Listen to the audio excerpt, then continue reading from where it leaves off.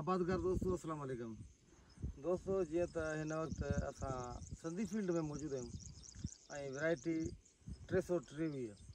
ॾींहं उमिरि 80 त इहा हाणे तव्हां असलो असलो बि ॾेखारिजे हिन दोस्तनि खे त हीअ गोगड़ा हिन जा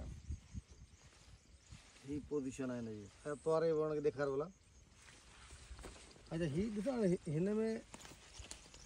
हीअ ब्रांचूं ठहियूं आहिनि हिकिड़ी हीअ ब्रांच ठही अथसि हीअ निशानी हिन जी ॿी हिन पासे ठही अथसि पर उहे ब्रांचूं एतिरियूं आहिनि हीअ मथे कर हीअ जेका मथी ब्रांच वञे पई न थोरो पोइ हिते करे ॾेखार त हीअ जॾहिं हीअ ब्रांचूं ॿ जेके आहिनि हुन सां गॾियूं वञनि माना हिकिड़ो हीअ जेकॾहिं वण आहे न हिन सां गॾु ॿिया हीअ ॿ वण ठहनि पिया। अच्छा अॻो हाणे भला इन में गोगड़ा आहिनि या पोयों ॾेखार। अच्छा हुन पासे टुपी वञे भला घणा माण्हू चवंदा हुआ हिकिड़े वण मां इहो वण हिकिड़ो आहे न हिन में घणियूं आहिनि टे चार तो हेठां ॾेखार न दोस्तनि खे हीअ आहे ही हिन ही जड़ा बि ही जड़ा ने वण सां गॾी अचे पई गॾी अचे माना हिन पासे वरी ही भी हुआ। अच्छा इहो वरी ॾेखार हिन जी ही जड़ा न पर मतिलबु हड़ई बूटा हिकु जहिड़ा लॻा पिया आहिनि हर हिक ॿिए खां वधीक पिया लॻनि गोगड़ो माना हिन में गोगड़ो में मसाला 70-80 गोगड़ो लॻी चुको हीअ हाणे किथां गोगड़ा पाण कढंदासीं। हां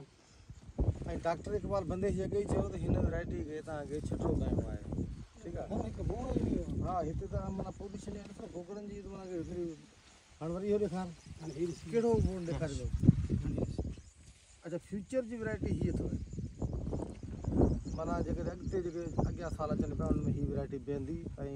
अॻिते हेॾे वञी हीअं ॾेखार दोस्तनि खे स्लो स्लो ही ॾिसो हिक ॿिए खां वधीक हिक ॿिए खां वधीक जेको वण ॾिसो ॿिए खां ज़ोर आहे न हा वरी हीअ ॾेखार हा हिन जी जड़ूं ॾिसी हीअ हिन जी जड़ अथई हीअ अथई हे ब्रांचूं अथव। हा ब्रांचूं हा अच्छा हिन में भला छाणूं बि घटि थियूं ॿियनि खां बिल्कुलु छाणो आहे कोन न हुअण जे बराबरि हा न हुअण जे बराबरि आहे हिन में छाणे हीअ क्लोज़ कर थोरो हिन पासे ॾेखार छा माना कमाल जा गोगड़ा आहिनि त गोगड़े जी साइज़ वॾी आहे फुटी वॾी थींदी हिन जी हा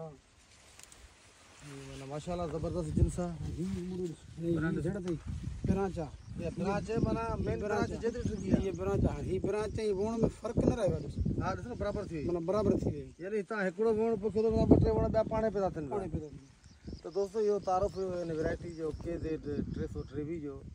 ऐं इंशाअल्लाह ताला तव्हांखे पसंदि ईंदो ऐं अहिड़ियूं मालूमाती वीडियोज़ जेके आहिनि तव्हां सां शेयर कंदा रहंदासीं। महिरबानी।